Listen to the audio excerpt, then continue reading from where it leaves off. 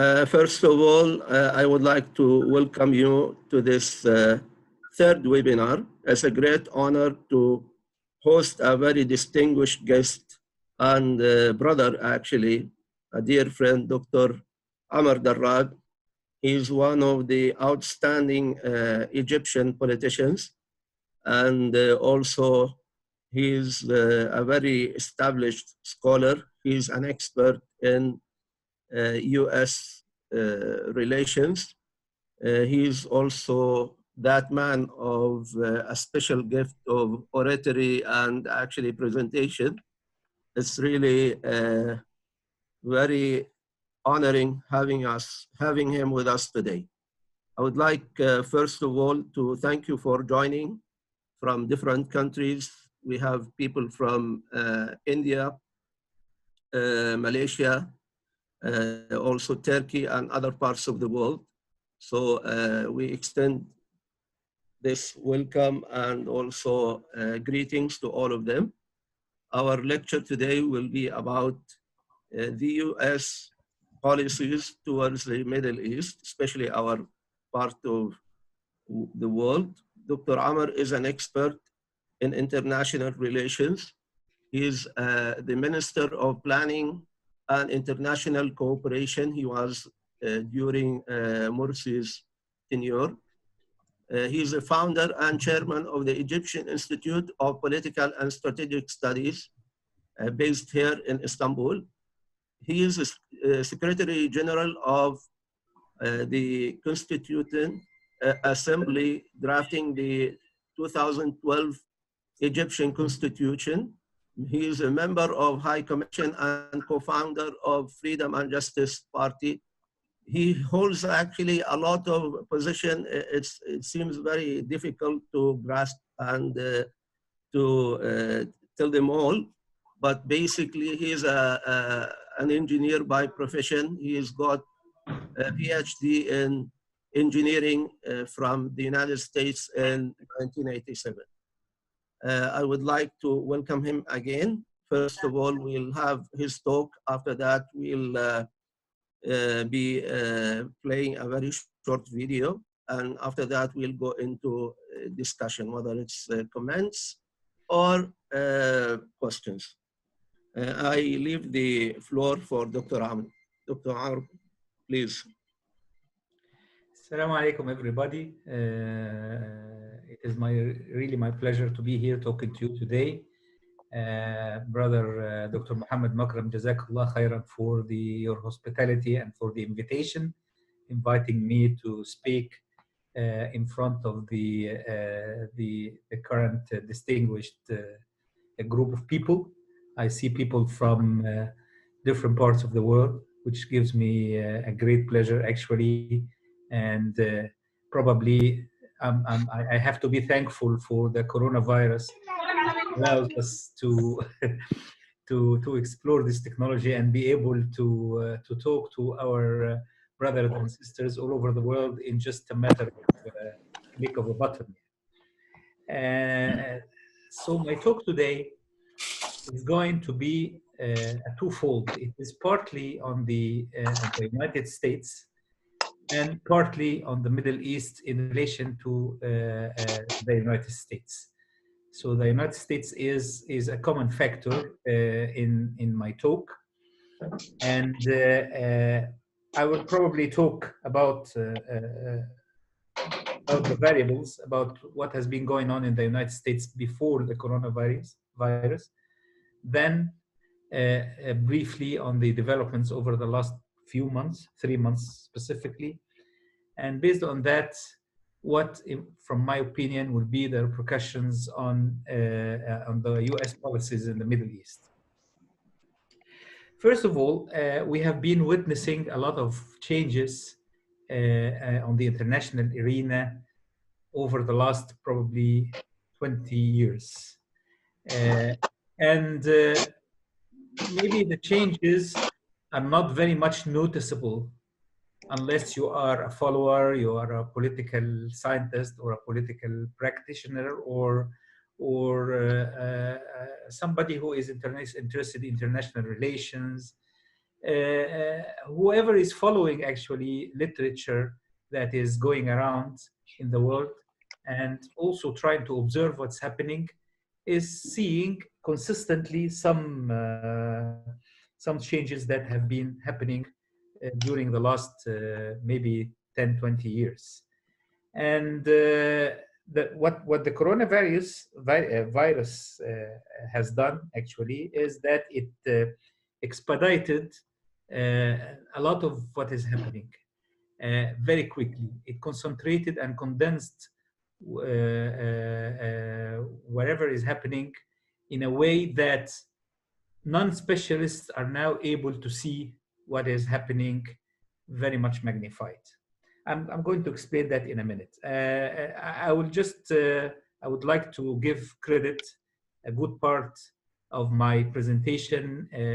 I made use of excellent lectures by Dr. Sami Al-Aryan from Sabah Din Zaim University, SIGA Center. He gave actually, I think, 3 presentations on the US over the months of Ramadan, including a lot of valuable data on the United States, on the, if you will, the factors that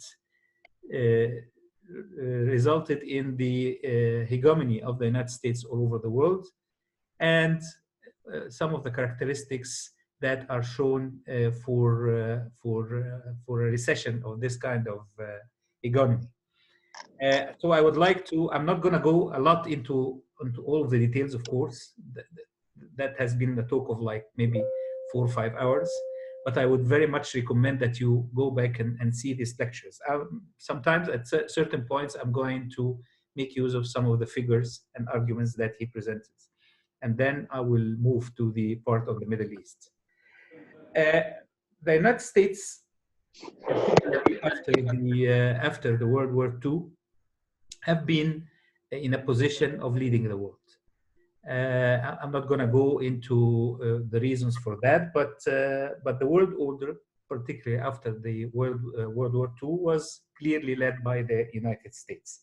United States is using many things in order to make sure that this kind of control continues and is sustainable and it's not disputable by anybody. They have a huge defense budget. Actually, the spending on the military spending in the U.S. exceeds maybe the following, maybe 7 or 8 states ranked after the U.S. When it comes to the military spending altogether.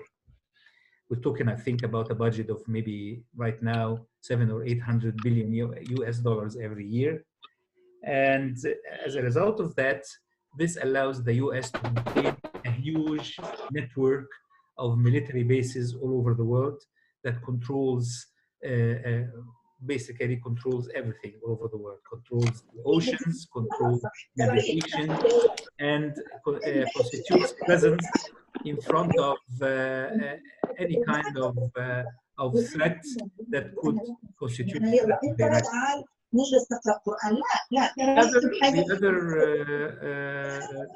The other thing is, like please from my brother who is having the mic on mute.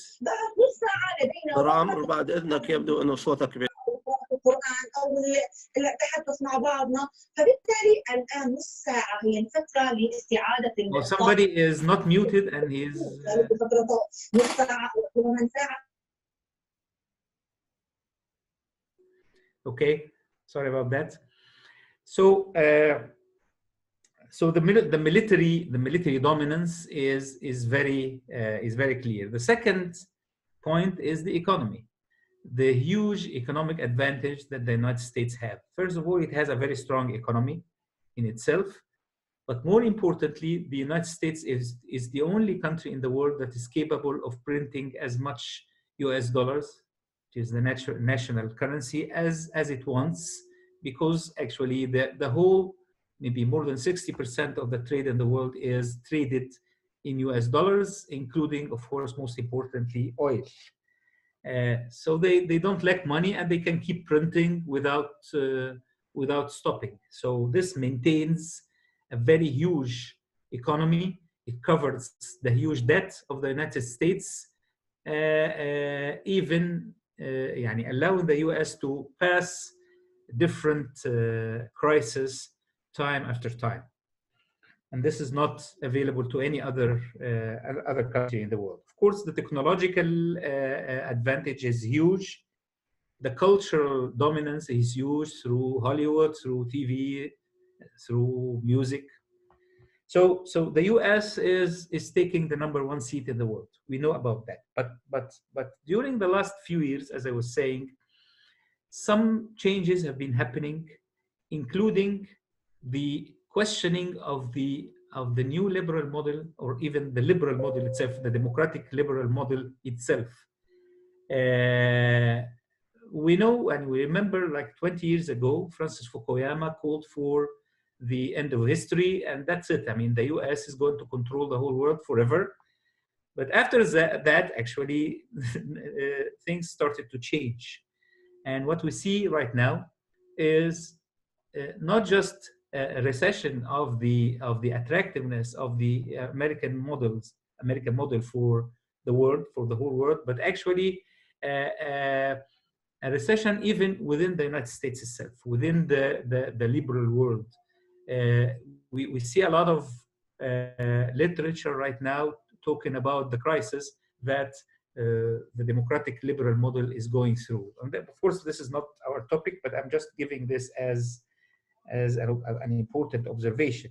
But people now are complaining about the control of a small percentage of elite of everything, controlling politics, controlling media, controlling the economy, business, everything is being controlled by a very small percentage of people. This is for the United States and also for other countries that have been following the same model. But if we concentrate on the US, it is, as Dr. Sami has been explaining, it is very difficult for anybody to get into the top elite that is going into politics. You have to be supported by large corporations, by groups of interests. You have to have access to a huge amount of money. And the issue of representation itself is being questioned right now in the US. Of course, media, this is very clear beyond explanation. Very few media outlets are controlling the narrative, and it's only letting out what they would like people in the US and all over the world to hear. The main problem in the US, which leads to a big social problem that we are probably seeing right now, is the control of a very small percentage of people of most of the economy. And we know, as Dr. Sami has presented, we know that the top 0.1% of the US people controls maybe 22, 23% of the wealth. And the top 1% takes that to more than 50%. So more than 50% of the American economy is controlled only by 1% of the people, which is about maybe 3 million or something. And then the remaining 10% of the people controls, it takes the control up to some 75%. And the rest of the people, they, maybe 40% of the Americans owe less than $400 in their bank accounts, which means that they actually owe nothing. And even this 10%, everybody, anybody who lived in the US and is following the US knows that these people are always threatened. Even if you are working in a good job, making good money, having your house, having your cars and all that, if you lose your job, you can lose everything in just one moment. So we're talking about a society that is being controlled and led by only 1% or even less than that. So this is causing, of course, a lot of problems. If you add to that the intrinsic part that has been going all through the American history, which is the discrimination, against color, and also the kind of treatment that minorities receive, particularly recently under President Trump. You can add to that other social factors in terms of the absence of the values, the real values of the family, and the important role of the family in the American society, which has been one of the things that Americans always have taken pride of. Right now, more than 50% of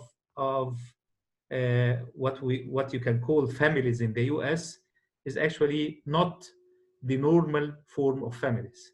It is not a man and wife getting married and having children. More than 50% is either man and wife living together without marriage, or man and wife, man and man living together, or a woman and woman living together, or single mothers, so on and so forth. So there is actually a great threat to the basic family value of the US. So the American dream doesn't seem to be very much working as has been proposed. There is the feeling by the people that the country doesn't belong to them. They cannot actually affect the policies that are taken in the country. Makes people, very few people go to elections and practice their right for elections. And even if they do that, they cannot take whoever they want to represent them. The representation itself is designed in order to make the political life controlled by a set of elite. This is something that we can maybe illustrate more during questions and answers. But anyway, I mean, there is a lot of issues that have been growing particularly over the last 20 years. And the observer who is interested in the US can clearly see. But normally, all over the world, these observations maybe have been hidden because a lot of people have been having their own problems in other parts of the world. But what the coronavirus did, and actually the developments over the last 3 months, highlighted these problems and magnified them and actually expedited a lot of the problems that have been happening. They did not create the problems. This is very important to notice. The problems we are seeing now in the US have not been created in the last 3 months.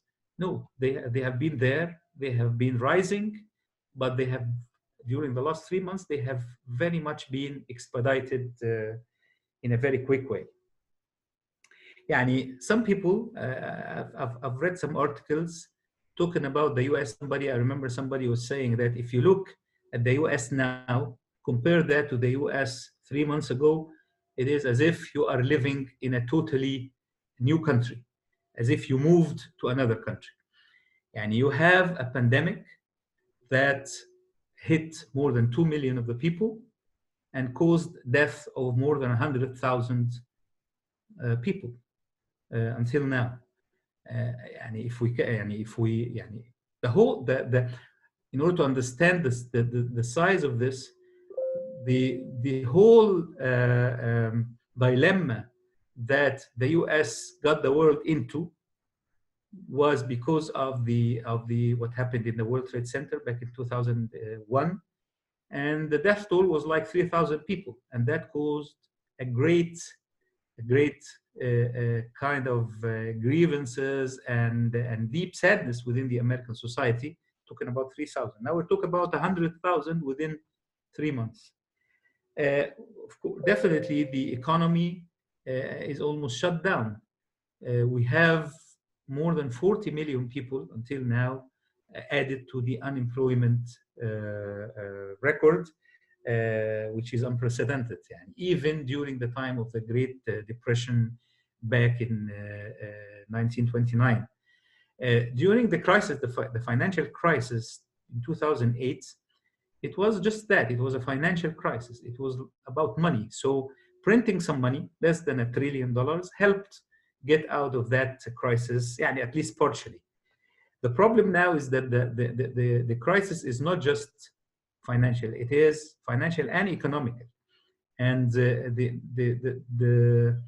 two main elements of the economy are hit. That is supply and demand. Both of them have been hit. Of course, because of the shutdown and the lack of supply chains and all that, the supply has been severely affected. Nobody is producing. And also at the same time, nobody has money. So the demand has diminished. So we have a basic economic problem that is there to stay for a long time. Again, of course, it helps if the US keeps printing money, but as the problem is not just financial, it is economical, so it can stay for a much longer time. Now we see, everybody was stunned by the scenes of cars standing in queues or parking in queues to get financial support or to get money from camps that are distributing monies. And we see people going there with their Mercedes, with their BMWs, and the point is that this is probably among the 10% I was talking about. People who used to have a job, they may have a house, they have cars, but all this, they buy this, as you all know, they buy them by credit, by debt, so they remain in debt for almost their entire life.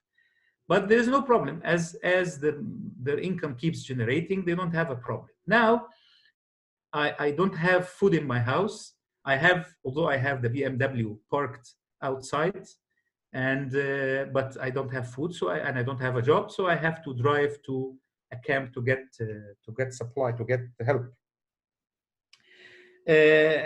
And if you add, of course, on top of that, what we have been seeing over the last 2 or 3 weeks, these unrest and protests and violent scenes and looting and all that, which makes you feel as if you are in any of the poor third world countries. Okay, so all this definitely together, all this has happened only over the last 3 months.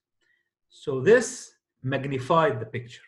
It made people realize that the American society and the American ability to keep leading the world is very much being reduced.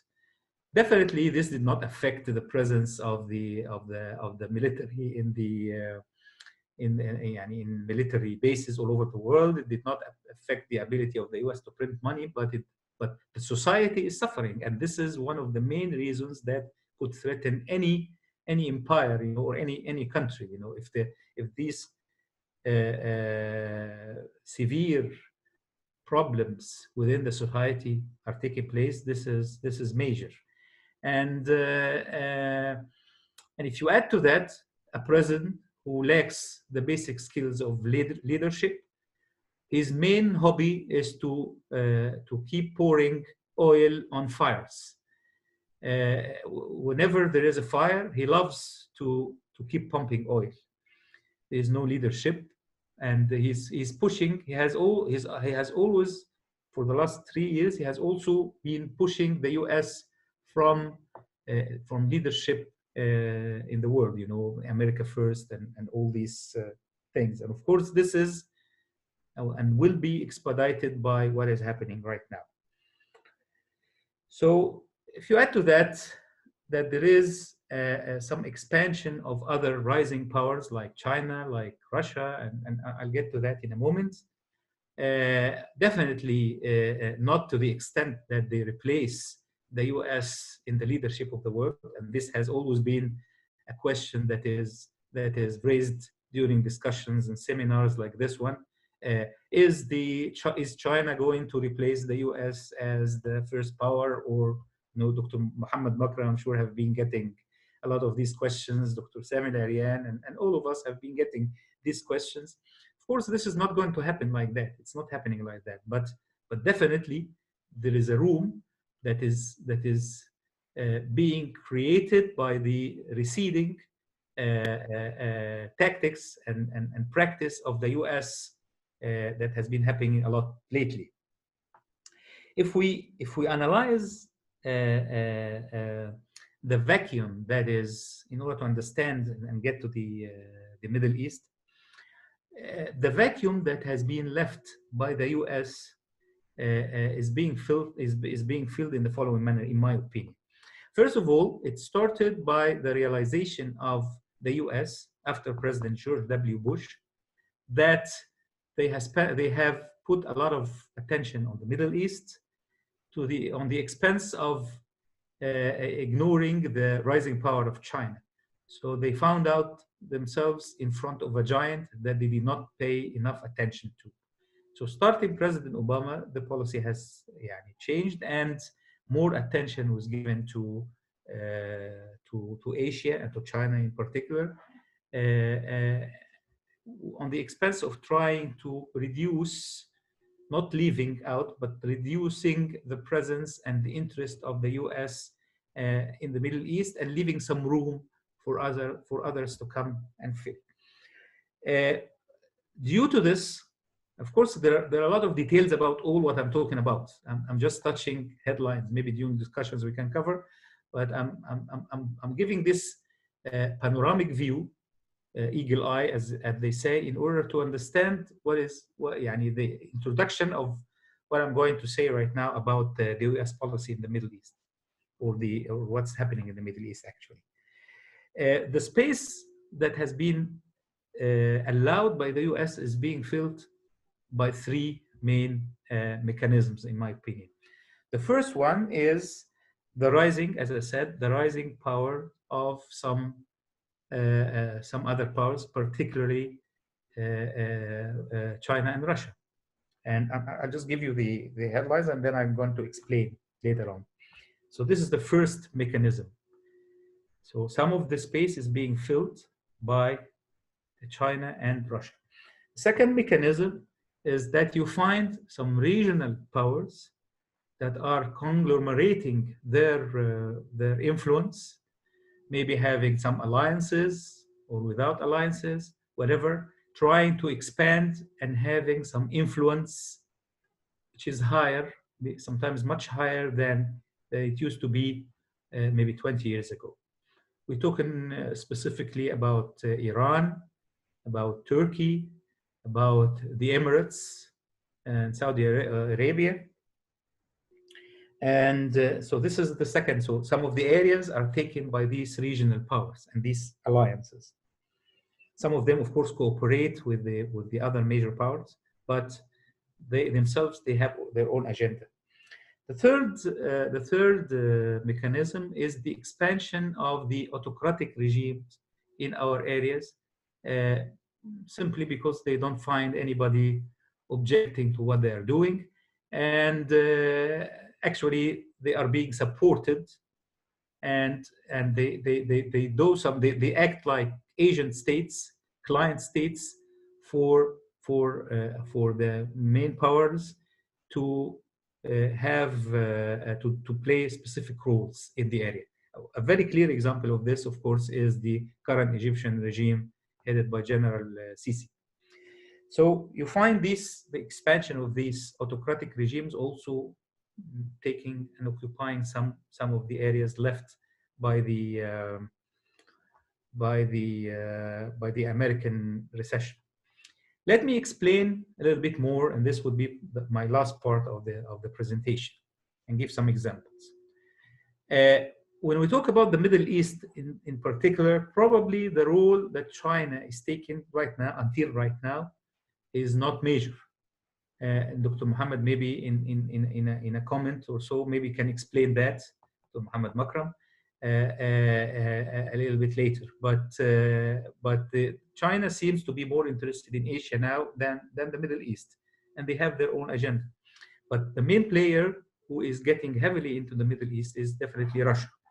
And although Russia does not have the qualifications in no way to come near the US or even China, but still they have the very strong military capabilities that allow them to play a very important part in our region. and they are not being faced. Sometimes Russia is even allowed by the US to play that role. And there are different examples. We have the example of Syria, which is very clear. Russia has been introduced into Syria, as they claim, by the call of the Syrian regime.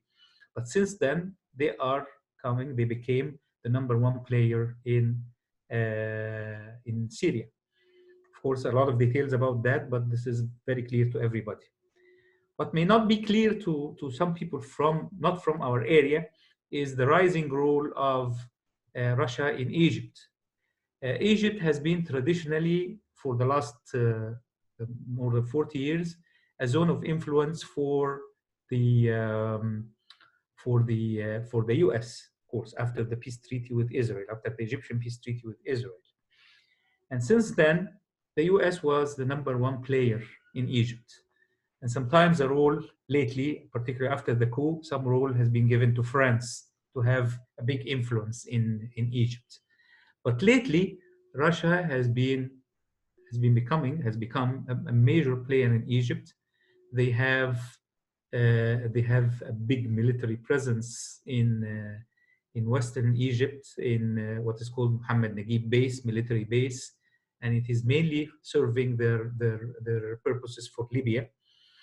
They have secured a contract with the Egyptian regime to build a nuclear power plant in the north coast that is going to, they are going to provide a loan of $25 billion US, in addition to another $5 billion from Egypt. And and of course, this is a major investment that is being produced to push for a big influence of Russia in Egypt. What we are seeing right now is also a big influence, a rising influence, which has been happening only lately in Libya. This is actually quite important and quite strategic. Why? Because if we talk about the distribution of influence between the big powers over the last, maybe after the World War II, traditionally, you can say that Syria has been part of the domain of influence of the Soviet Union, and nobody feels very bad if Russia now is having an influence in Syria. Actually, the US have certain interests that would like to maintain in Syria and in that region, but they don't mind, the US doesn't mind that Russia becomes the main player in Syria. A lot of details about that, but that has been the case. But what is new right now is that not just Egypt or Libya, the whole of North Africa has been a domain of influence of the US and NATO, whether the US directly or forces like France or Italy, whatever. That influence is being challenged right now by Turkey, and this is a strategic change, and actually needs to be observed whether this will continue or not. And the example of Libya is very clear in that. Libya started not far ago to support Khalifa Haftar, who is challenging the legitimate government, the National Accord government, and they have been very actually visible in providing this support lately, to the extent that they are, Haftar has been going and coming from Moscow many times, and they are sending now planes, Sukhoi and MiG, sophisticated planes that are based in Jofra air base in Libya, and doing missions over there. And it is clear, following the events in Libya, maybe some of you are not following closely, but Haftar was actually very close of controlling the whole country a few months ago, until a very sound and prominent interference took place by Turkey, supporting the legitimate government, which helped the government of the National Accord government to expel Haftar forces almost from the whole of the western part of Libya. Of course, that is governed by Tripoli, the Libyan capital. And that happened actually relatively easily without objection from anybody. The US maybe endorsed this kind of Turkish interference because they wanted to limit the Russian role in Libya. And it seems that Russia itself didn't mind that Turkey expels Haftar from the western part of Libya. But for those of you who are following what's happening now in Libya, it seems that Russia put a red line for the advancement of the legitimate Libyan army, which is a line joining the city of Sirte and Al Jufra air base. Nobody's saying that, of course, in public, but there are very clear indications that this is the case. And it seems that Russia is pleased or will be pleased of having major influence in the eastern part of Libya, where most of the oil is being produced and exported, which gives Russia a lot of influence. Of course, Russia is not interested in the oil itself. Russia doesn't lack oil, but to be there, to be based there on the Mediterranean, in that critical part of the Middle East, and also in addition of being present in Syria, in Eastern Mediterranean, this will give Russia major leverage facing Europe and major strategic advantage, which puts Russia in a very strong position if it wants to negotiate with Europe or NATO on any issue, like the Ukraine, for example, or anything like that. So this is strategic. And it seems if we go back to the United States, it doesn't seem to me that the US is doing enough to prevent this from happening. Although this is a strategic, as I said, this is a strategic change. Even a few days ago, Sisi, who is clearly supporting Haftar, proposed an initiative, what he called the peace initiative, of course, very clearly coordinated with Russia. But the important thing is that it was also endorsed by the US. So what is going on? I mean, how come the US is trying to push for a treaty that will continue Haftar to be controlling the eastern part of Libya, while he is very heavily supported by Russia? Of course, Haftar himself used to be the US man. Of course, Haftar has worked with the US intelligence for a long time, but now what we are talking about is that his continuation in that part of Libya will give major leverage to Russia in there.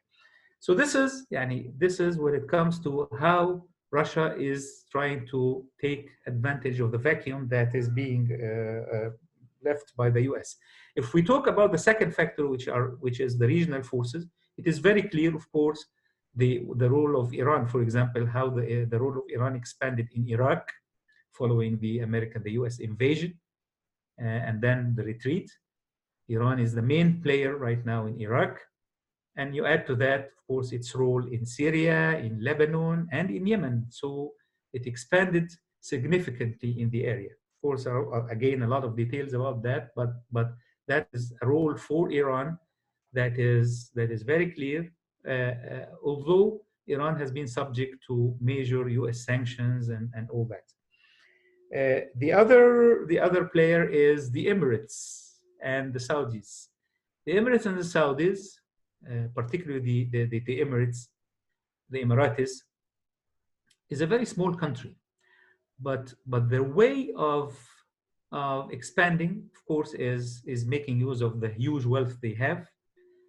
But they made a strategic move, which is actually controlling Egypt. This is significant. It is as if the Emiratis are occupying Egypt right now. Normally, when you go and occupy a country, you put your military in order to make this occupation. Unfortunately, those who are making this role for the Emiratis is the Egyptian military that is controlling the country like now. So they are actually the agent for the Emiratis to control Egypt under what I call the military occupation of the Emirati occupation of Egypt. And of course, they have been expanding their influence significantly in the whole area with a coalition with the Saudis, and both of them working under clear guidance from Israel, from the Zionist Kayan Sohyuni. So this is another example of the expansion of power of the regional powers. Also, Turkey lately has been playing a major role in the area. Of course, for many of us, this is a very positive role because it's balancing the negative roles played by Russia, by Iran, by the Emiratis, by everybody who is playing with the stability of and the well-being of the area. Although traditionally Turkey has been a country that is mainly concerned with its national security as defined by its own borders. When we talk, I found a few years back when we started to live here in Turkey, many times we had difficulties convincing our Turkish brothers that the national security extend beyond the Turkish borders. Very few people had a clear understanding of this. And I'm talking here about people from the AK party, not from the secularist parties or anything like that. Because this has been the traditional theme of the state in Turkey. But lately, if you look, and definitely this is the vision of President Erdogan and few people around him,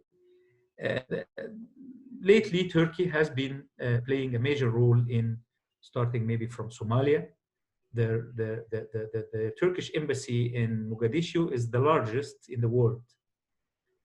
So they have a major presence in Somalia as a start of presence in the African Horn area. 3 years back, they established major presence in Qatar, and they helped Qatar greatly to avoid the fate of a coup that had been planned by the Emiratis and the Saudis. And they managed to stop that. And Qatar right now is into a strategic alliance with Turkey, helping a lot of things not to happen from the other camp.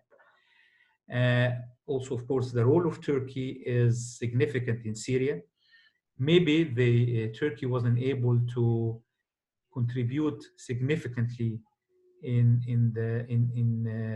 reducing the control of the Russians and the Iranians in Syria, but at least they played a major role in helping millions of people fleeing Syria from the hell that is taking place in Turkey. And also they are resisting in order to guarantee that there is no absolute power of the Russians and the regime over the whole Syria. Whenever there is going to be negotiations in Syria, Turkey is going to be a very important player. Right now, the role they are playing in Libya is significant, and please follow up what is happening in Libya to understand the role that the Turkish people are playing and Turkey is playing in the whole zone of the Middle East. The third mechanism, and I'll end with that, is the autocratic regime, which are expanding in order to play a lot of roles to help other major powers. And in particular, we're talking about Egypt here. The regime in Egypt gets life from two major sources. One of them is the severe oppression that it is practicing inside Egypt. But more importantly, they are getting a lifeline from the international community for playing important roles on behalf of these international powers. And the result of that is that until now, we find that international community is very quickly helping the Sisi regime in every crisis. The latest example is the support the supply of very quick loans by the IMF, International Monetary Fund, to Egypt following the latest developments following the coronavirus and the economic repercussions in Egypt. The IMF they had already given Egypt 12 billion US dollars. Last month, a tranche of 2.8 additional US dollars were very quickly, in a matter of a week, were given to Egypt. And now they are approving a package of 5.2 billion US dollars. When in the year that we were in the government of Dr. Morsi, we were trying our best to secure some 4.5 billion US dollars just to indicate that Egypt is capable of attracting financial investments and financial support from the world. And we never could secure it over extensive negotiations for almost 1 year. Now we are talking about, we are getting into like 20 billion US dollars. Actually, Egypt now under Sisi is the second largest country receiving financial support from the IMF, I think after Pakistan. So this is an example how Egypt is being helped in order to maintain the role that it's playing. It's playing a major role in Libya by supporting Haftar and maintaining the interests of the West in that area, with big cooperation with Russia, as I explained, with big cooperation with France, and of course the Emiratis and the Saudis. Also, although Egypt did not send troops to Yemen, but they have provided support, military support through the Navy in the Red Sea area. Right now, Egypt is considered the second largest buyer of weaponry in the Middle East, and the third country in the whole world buying weapons this year and the previous year. Of course, this is quite important for the Western countries to flourish at the time of crisis that we are going through right now. That is why Egypt is being heavily supported by the West.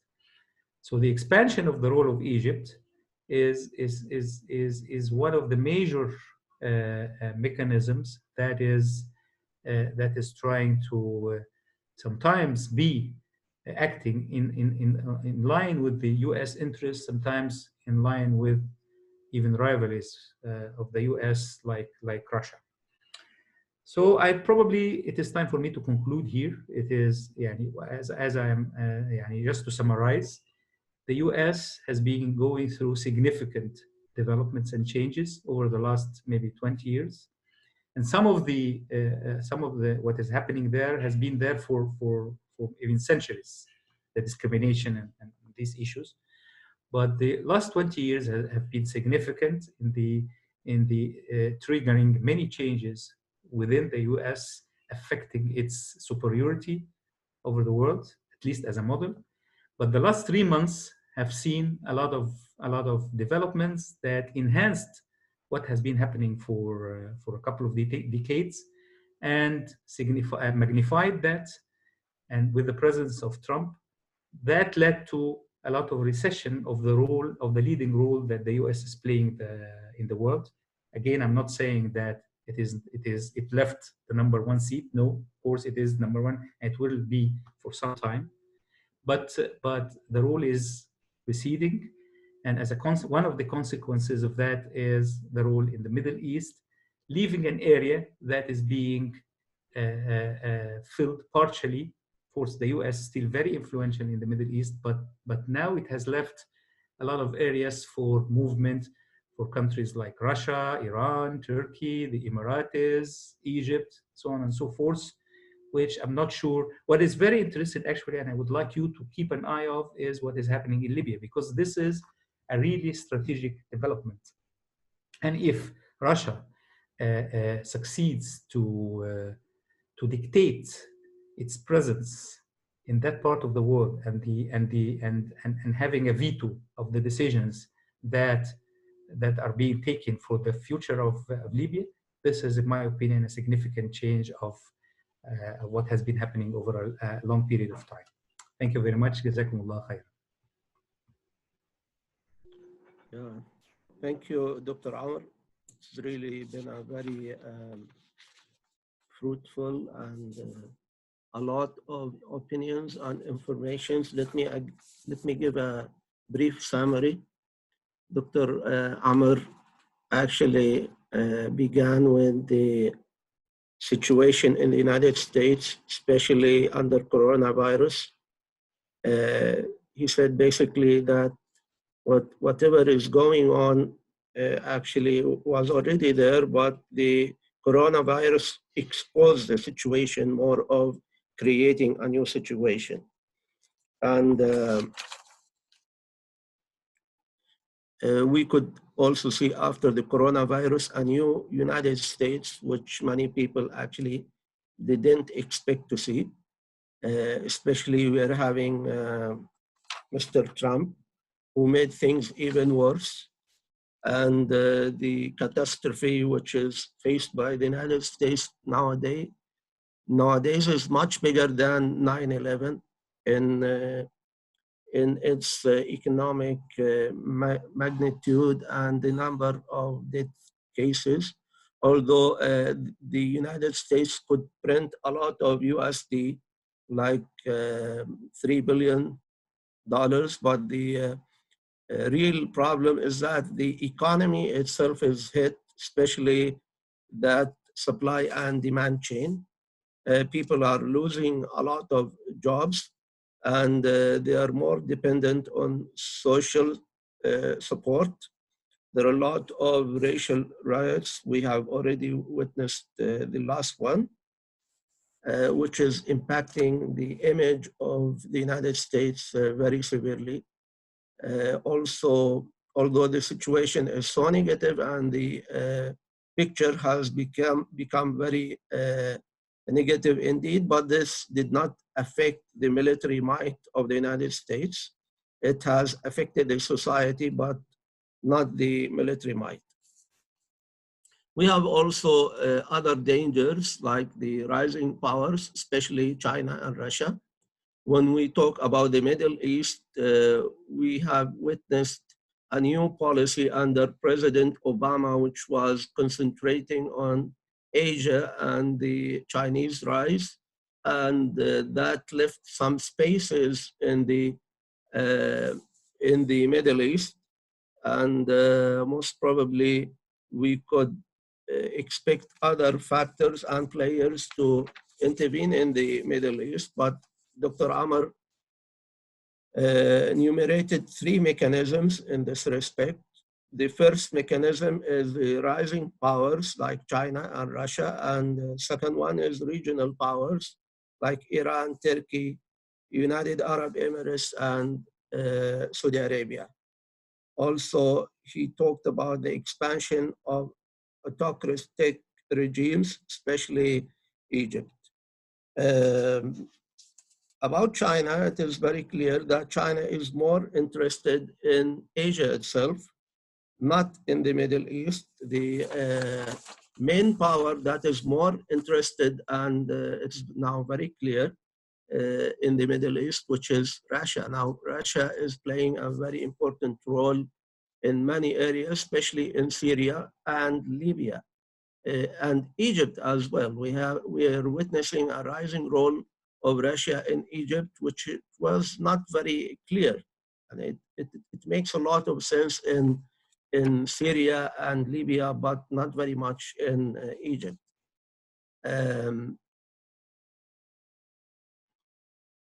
US is not doing enough to prevent what's happening in Libya, although they left some space for the Turkish government, but they are not doing enough in Libya. We have also the regional powers like Iran. Iran has expanded a lot in Russia, in Syria and Yemen, Lebanon as well, but it faces a lot of pressure from the United States, unlike Russia. We see also the Emirati role, which is a very dangerous role.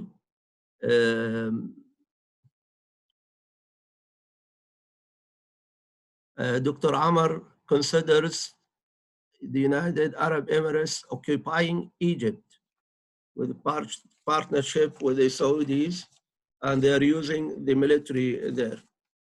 All this is done under supervision and guidance from the Zionist entity.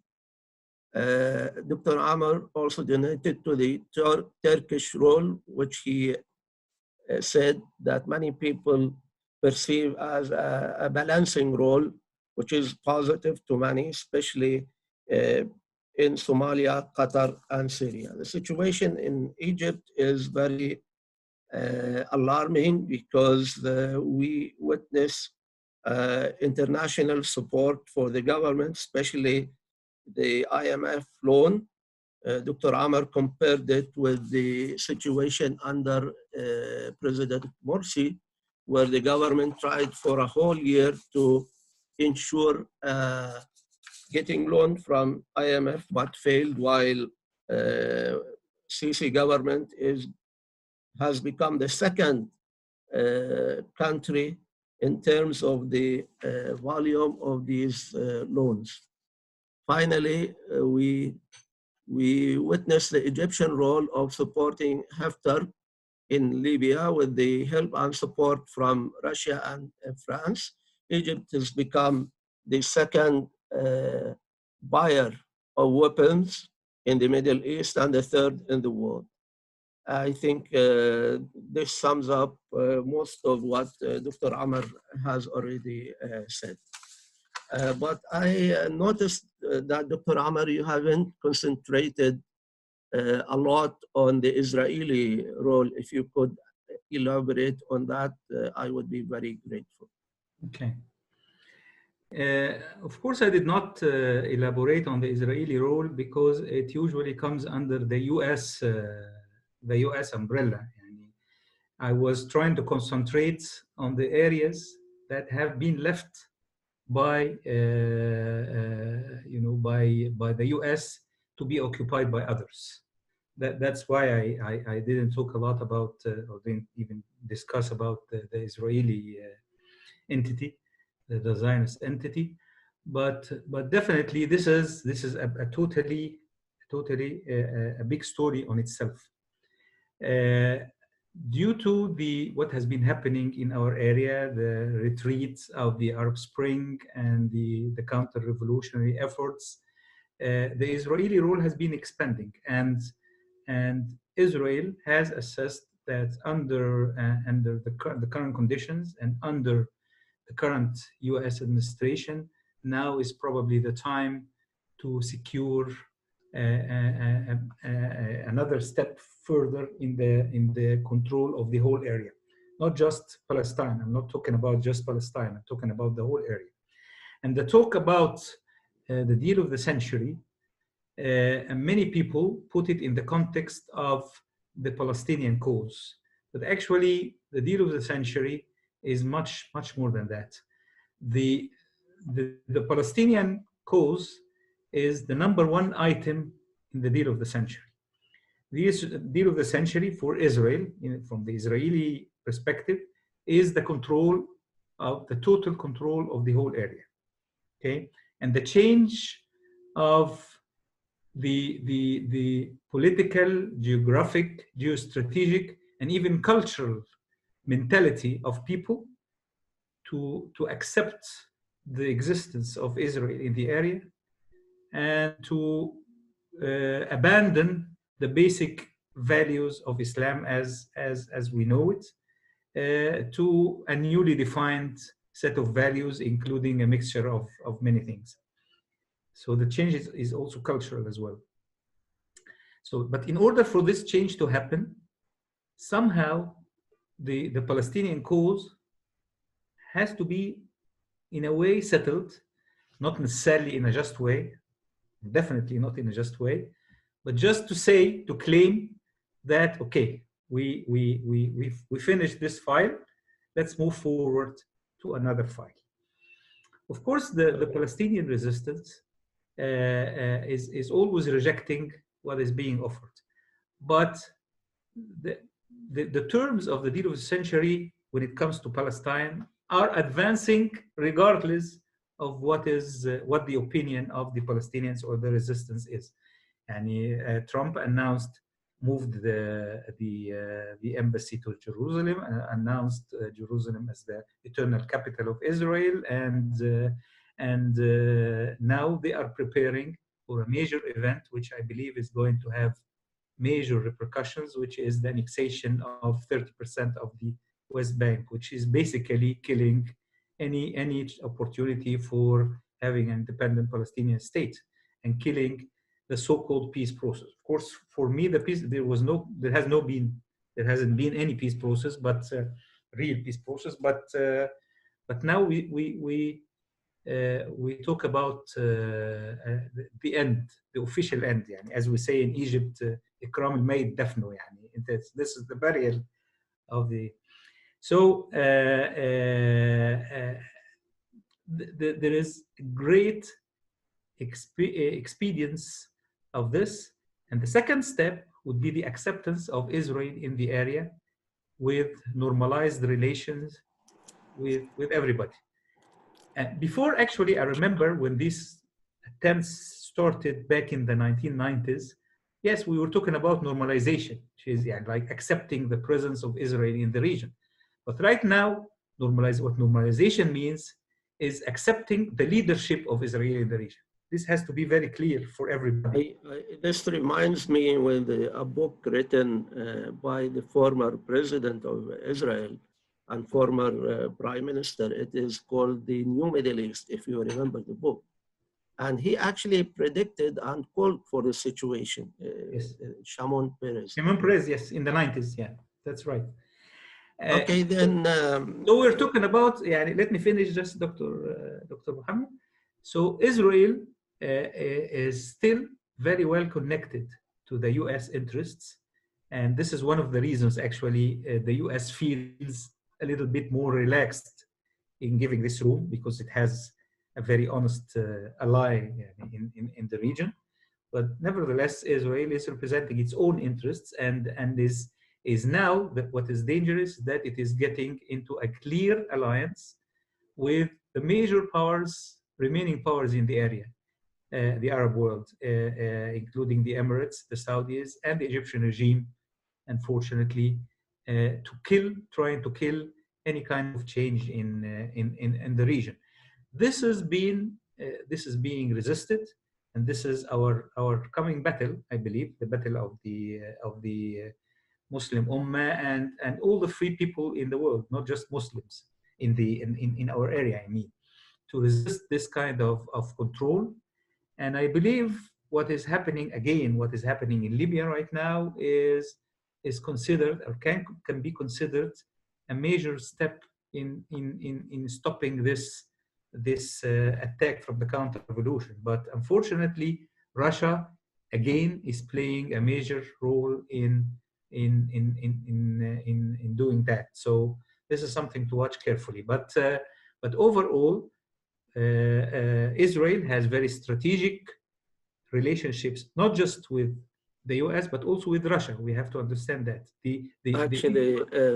I wanted to come to a very important question raised by one of our participants here about the future of the Arab Spring, because you have already presented a picture which is unfortunately not that positive. It is, although we have to be realistic, this is the reality, but many actually expect to present some kind of solution or hope, especially Arab Spring represented that kind of hope. You were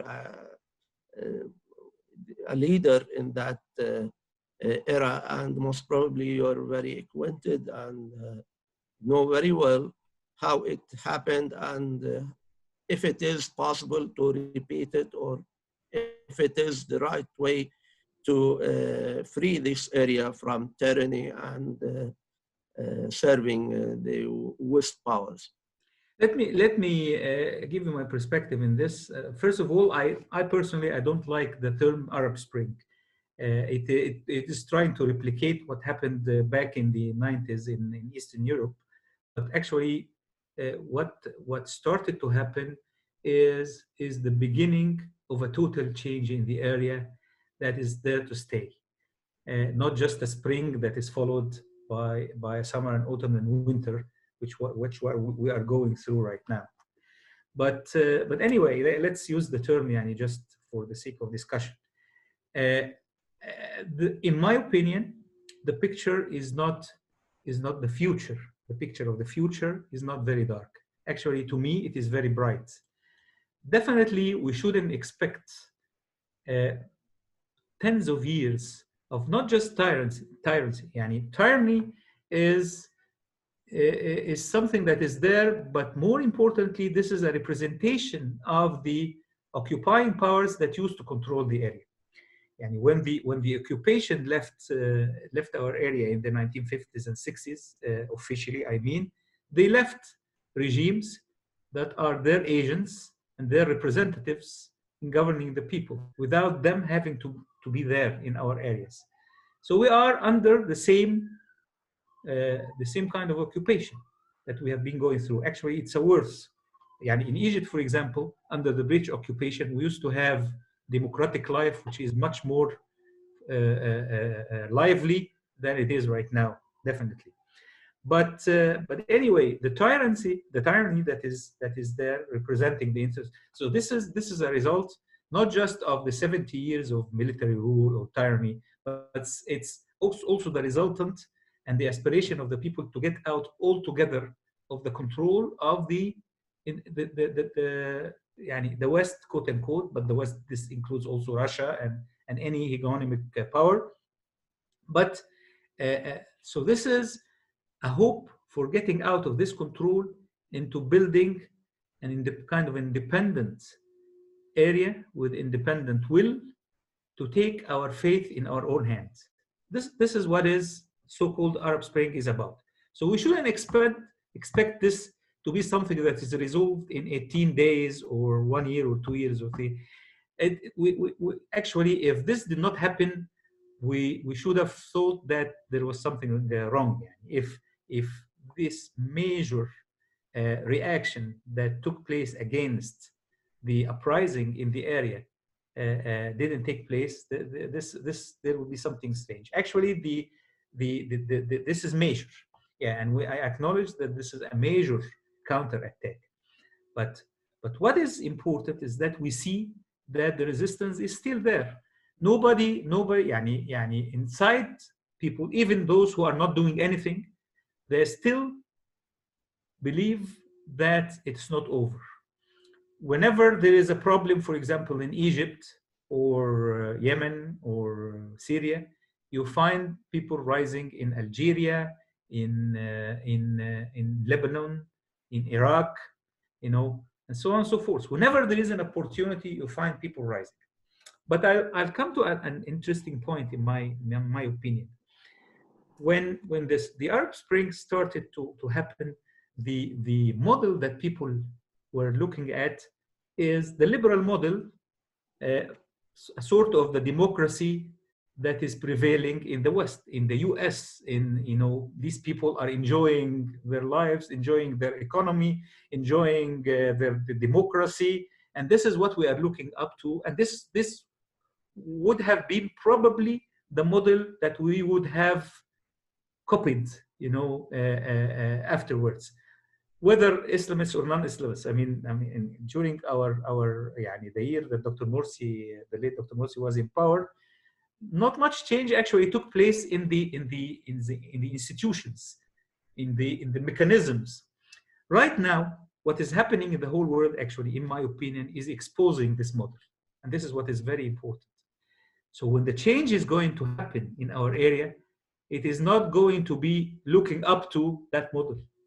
Definitely, it's going to be looking at a model for freedom of the people, freedom of opinion, end of tyranny, all that, yes.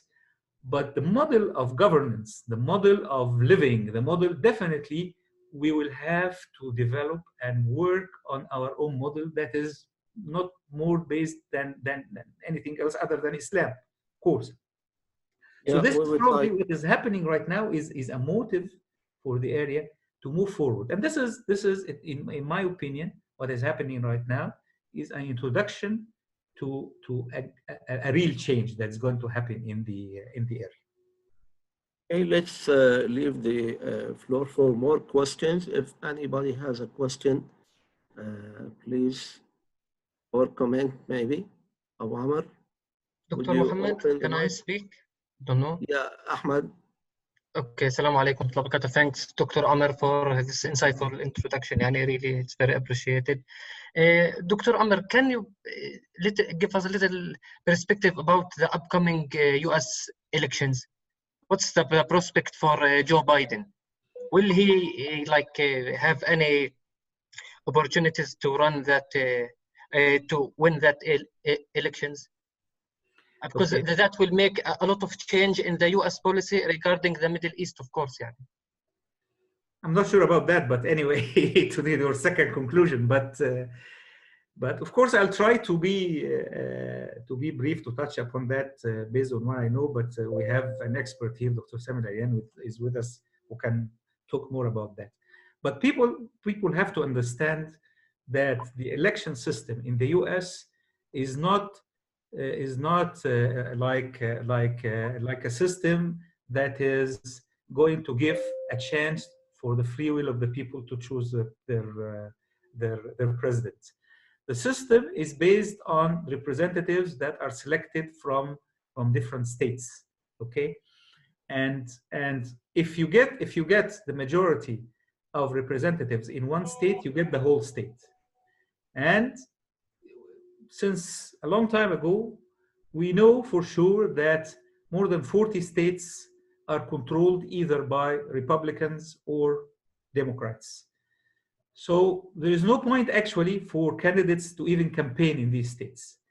Everybody usually is fighting over maybe 7 or 8 states, who they call swing states, that really determine the fate of the elections. And this does not depend also in the majority of the people. It depends on a lot of financial interests, a lot of media input, a lot of dirty work, and you can in many occasions the president of the United States reach his position without having the majority of votes of the Americans, maybe with the exception of Obama, President Obama. So in order to try to analyze this, don't really be fooled. None of us should be fooled by the polls that say that Biden is having a 10% lead or 5% or whatever. We have to look more closely to these swing states and what's happening. Now, in my opinion, maybe before the pandemic, in my opinion, Trump had a very good opportunity of winning back the elections. And maybe he's suffering now because of what's happening in the US, the developments that I explained.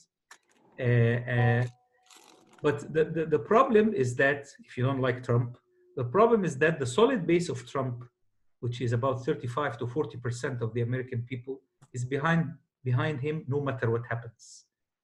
And if the US becomes broke, they are still behind him. And the other opponent, which is Joe Biden, is not a very strong opponent. As a matter of fact, he suffered significantly in order to reach this position. And he's not that kind of leader that the US would be looking for to go through this crisis. He's not like Obama, for example, although I have a negative opinion of Obama, but still, he's not like Obama.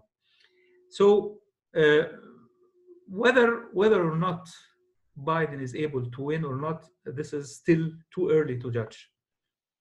And I believe that the opportunity now, right, in my opinion, is like 50-50.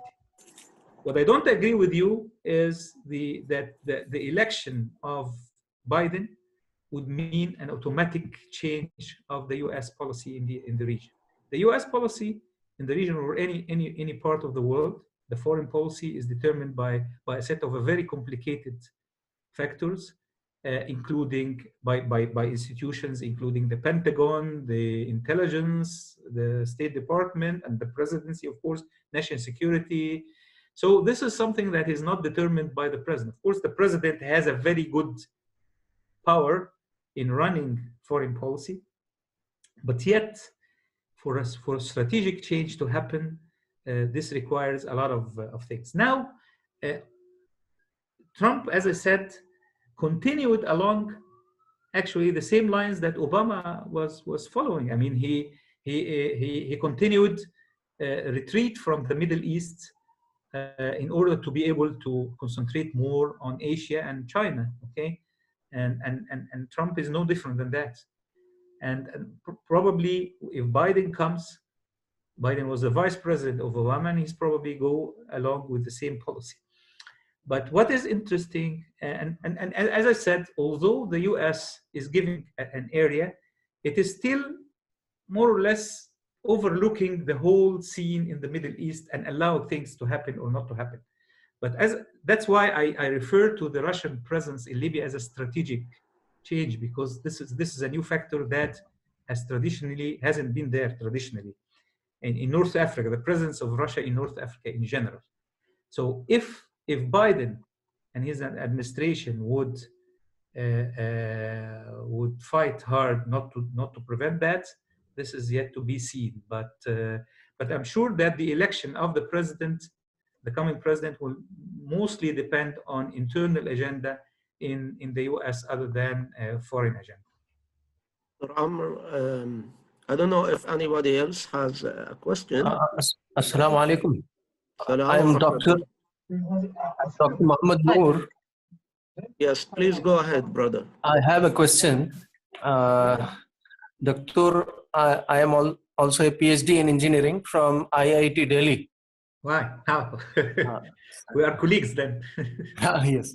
So just a related question, because you were there. So what about the campuses?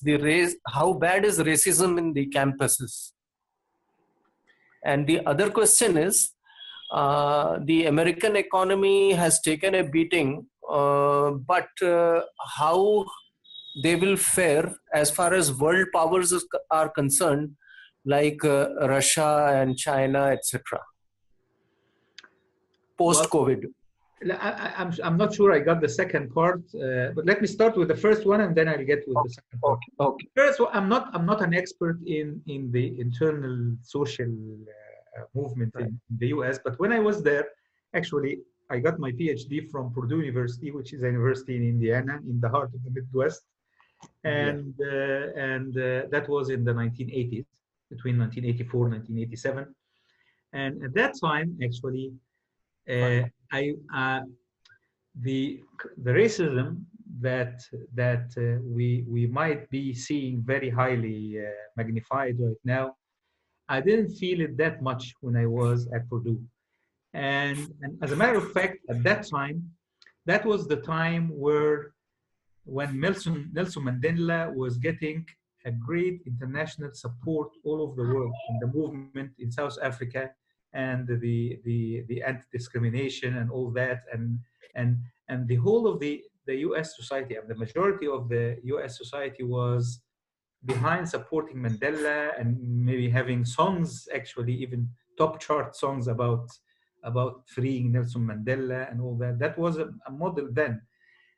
So the issue of racism and discrimination was not that much visible at that time. But for right now, I don't have a picture because I haven't been in campuses for a long time. Can I have the second part, please? The second was post-COVID. What kind of the American economy has taken a beating? How they will stand as vis-a-vis the world powers? Yeah. Well, actually the COVID-19 is affecting everybody all over the world. So it is affecting the US and also affecting China and Russia, and actually Russia is affected also by another factor, which is the decline of the oil prices. And Russia has been having economic difficulties for a long time. I mean, this is not new. So when it comes to the economy, everybody is suffering. China, of course, is suffering. I mean, China's economy, maybe it will be growing with a very small percentage, down from a moderate growth of like 6%. It used to be 10% or even more.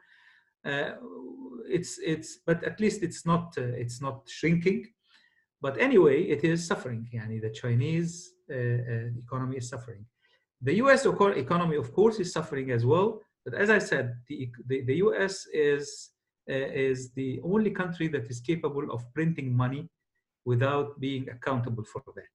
They can keep on printing and printing, and whenever they have deficiency, they will keep printing. But as I said again, also that the problem is not just financial, it's not just money. It is also economical with the great reduction of both supply and demand. So the whole world is suffering. We will probably be looking, and this is something that we are putting a close eye on. We are going to get a new model of the world economy, in my opinion, but the outlines of that world will not be clear before maybe 1 year or 2 years from now. But definitely the picture will be changing. This, and if the US continues to have the ability to keep printing money, no major change will happen, in my opinion. But if for some reason something major happened that makes the international trade, and particularly the oil trade, is done in another currency, that would be it for the US. That would be the end of the US economy. Okay, Dr. Amr. I'm sorry? I think we don't have enough time now. Yeah. Okay. Let's try to conclude. And before that, let's take the last question. If anybody has a question or comment. Yes, I have a question. Assalamu alaikum. Assalamu rahmatullah. Yes, Dr. Sayed. I am Dr. Syed Asaf Ali. I have done my PhD from Jamia Millia Islamia in biotechnology. And I'm right now working as a faculty in a school out here in New Delhi, India. Nice to have you on. Yes. It was a wonderful lecture. I congratulate and thank Dr. Amr and the organizers. It was a wonderful lecture. My question is that as per the lecture and as per our understanding, the most of the establishment in the US and the Middle East has been under the control of the Zionists. My question is very straightforward, that what is the future of Zionism? Because according to the ahadith of the Prophet Muhammad sallallahu alaihi wasallam, we are heading towards the Akhiruz Zaman.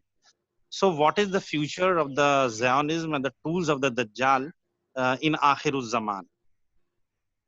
Well, I'm not very, I'm not an expert in Hadith Akhir Zaman, so I'm not going to talk about that part. But which, by the way, I'm one of the believers that we are getting close to that. But anyway, but this is not for me to talk about.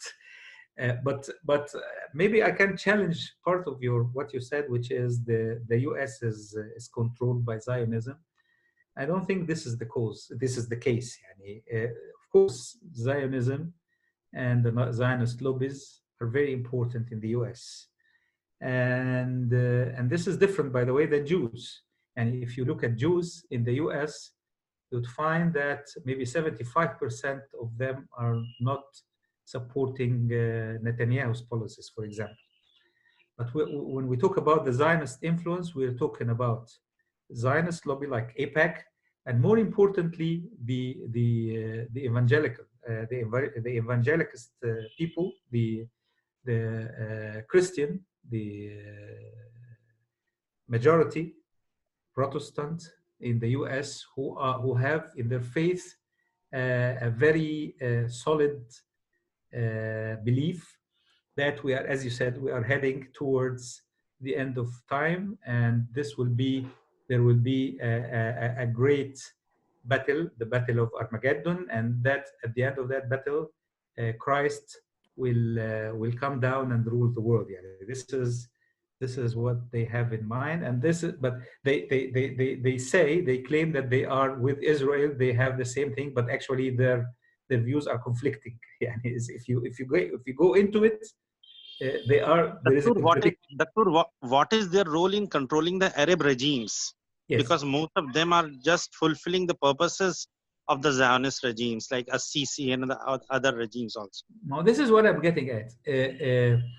Controlling the Arab regimes and influencing the US policies in general is not just dictated by Zionists.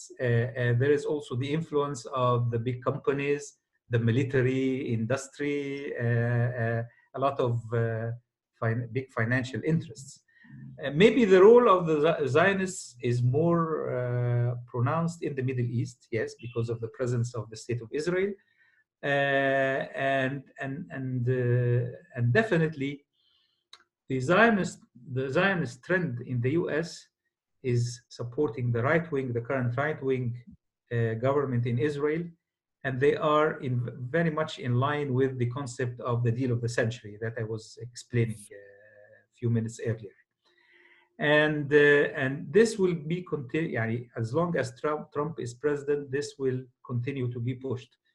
But this doesn't mean that, again, that if Biden comes, this would significantly change.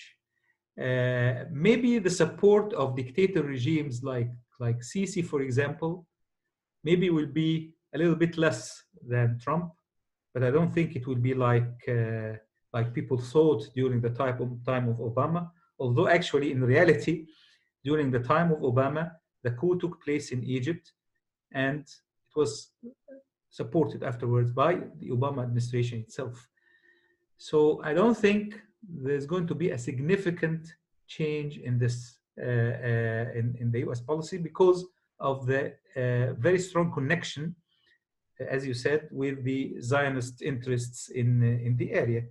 And it's not just a matter of election; it's a matter of a directive, one of the fixed constants of the U.S. policy to continue the support and the well-being of the state of as Sisi, for example, is one of the major supporters and the one who is being supported by the Israeli state.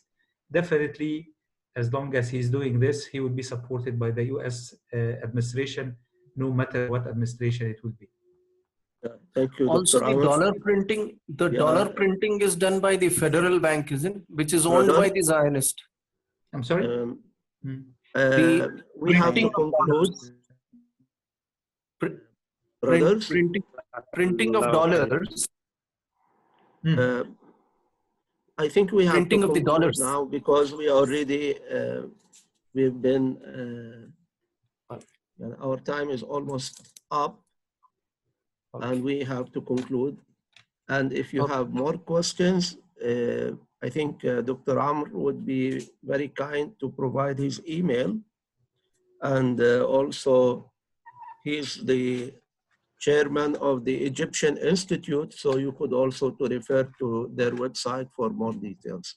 Anyhow, we will also provide a summary for today's talk. It will be on our website and Facebook. And the lecture is also recorded and it will be posted on the YouTube channel. Dr. Amr, thank you very much for participating with us. We hope in the future. We hope that in the future we'll be hosting you again and again, and most of the brothers here, they are very active in different social arenas, and we have people from India, Turkey, Malaysia, I don't know, maybe other countries as well. So thank you very much for attending, and see you, inshallah, in future events. Thank you very much. Thank you.